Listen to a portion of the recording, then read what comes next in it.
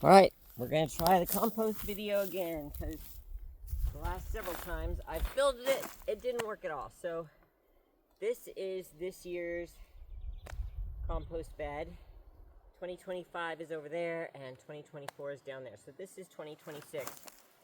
And I put them in these large squares, and then each square I just sort of mentally divide into a grid of 9 squares. And I put my little broken shovel where I am going to be the next week. I put all this stuff on top because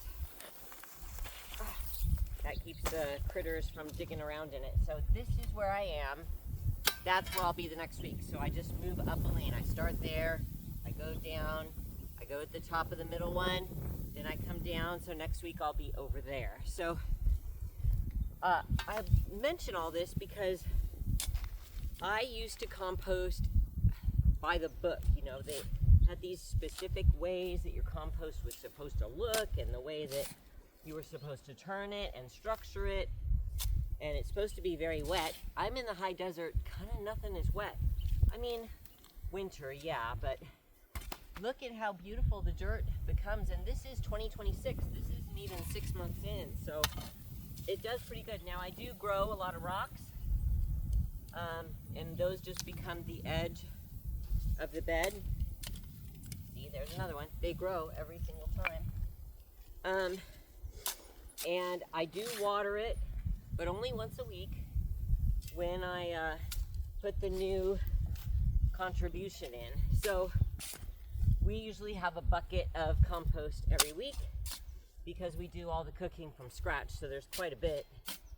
And like I said, I water it, but it does get drier than what most compost would be. But the thing is use what you have. If you don't use what you have, you're gonna be stuck and then you won't compost at all.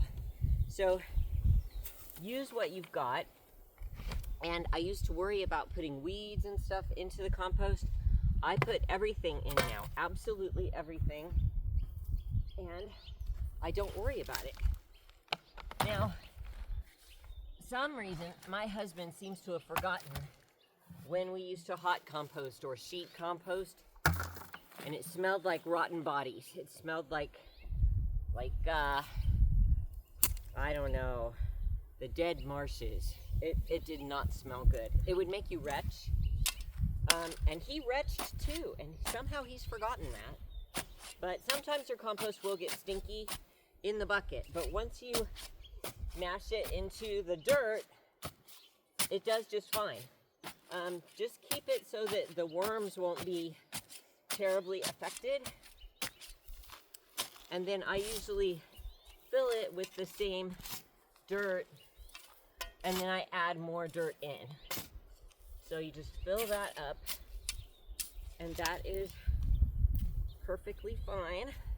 And I will get more dirt, and you can add more.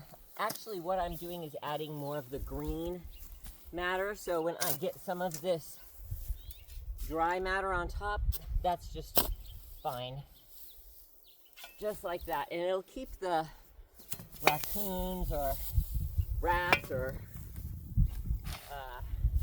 whatever digging creatures from going in there. I do get, you know, little holes in there. I don't know what they are. Maybe I don't, mice, maybe rats, I don't know. But it's not severe. So just put the dry on top,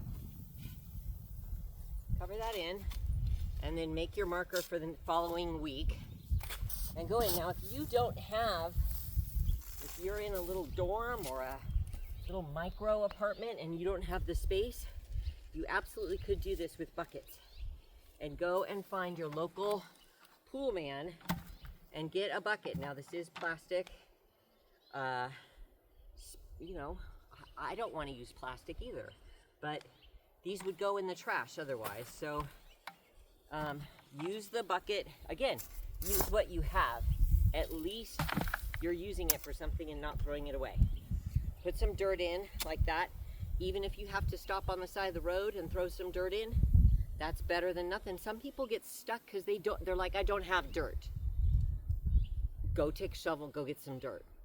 It won't cost anything, promise. Put a shovel full in there, put all your compost in, put more dirt on top, and then seal it up. Let it sit there for several months.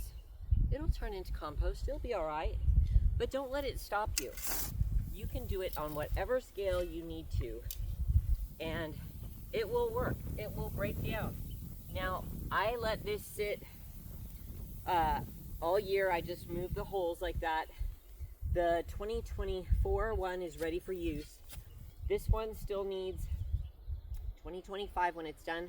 I put a layer of cardboard over the whole thing, and then a truckload of horse poop, and then another layer of cardboard, and another layer of horse poop, and then a final layer of cardboard. And I get that all watered in. I haven't finished.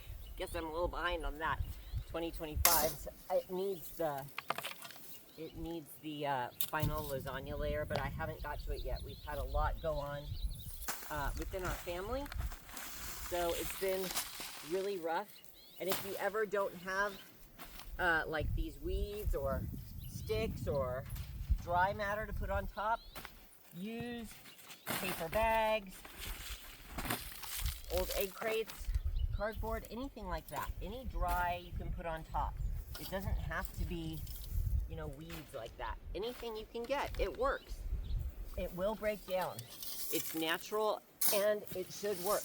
And if it doesn't work right away, add a little bit more of your dirt, because there's going to be microorganisms in that dirt specific to where you are. So if you're in an apartment, go wherever you park your car and get some dirt. Or if you are in a specific little dorm or neighborhood, just go somewhere where the local dirt is, and that's going to help your stuff to be specific to your location, and then you can pull that compost out in a year and it's going to be ready. So you will end up with several buckets, but you will notice that also after it's sat for a bit, it will compress a lot, and so you can combine buckets that way. And just find somewhere where you can put those. I'm gonna get blown away.